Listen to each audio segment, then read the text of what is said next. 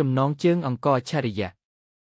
នៅស្រុកមួយឆ្ងាយមានចំការស្រូវធំមួយដែលគេហៅថាគូស្រែព្រៃស្ងាត់ពីនៅទីនោះមានអង្គរមួយដែលកើតមកដោយពិសេសជាងអង្គរទាំងអស់អង្គរនេះមានឈ្មោះថាកងហើយវាអាចនិយាយជាមួយមនុស្សបាន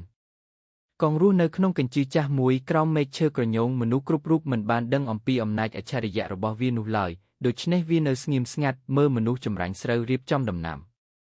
ថ្ងៃមួយមានក្មេងប្រុសក្រីក្រម្នាក់ឈ្មោះថាពៅមករកសំណាញ់ស្រូវនៅចំការពៅសុំទោសអង្គរមួយដែលគាត់លាងទឹកដាក់ប្លង់ដោយចៃដន្យទន្ទឹមនោះអង្គរកងកងឆ្លើយតបកុំភ័យអើយខ្ញុំជាអង្គរអច្ឆរិយៈដែលអាចនិយាយបានអ្នកជាមនុស្សដំបូងដែលដឹងអំពីខ្ញុំពៅភ្ញាក់ផ្អើលតែបន្ទាប់មកគាត់បានជួបជាមួយកងកណ្ដិជីច្រើនថ្ងៃហើយបានស្គាល់ថាវាមានចំណេះដឹងច្រើនពីបណ្ដឹងធម្មជាតិរហូតដល់ការចិញ្ចឹមដំណាំជាមួយនឹងការជួយពីកងពៅអាចដាំស្រូវបានច្រើនធ្វើចម្ការឲ្យមានផលល្អហើយជួយសហគមន៍របស់គាត់ឲ្យរុងរឿងឡើងវិញកងកណ្ដិបានបង្រៀនឲ្យពៅយល់ថាធម្មជាតិនឹងឆ្លើយតបល្អប្រសិនបើមនុស្សស្រឡាញ់និងថែរក្សាវា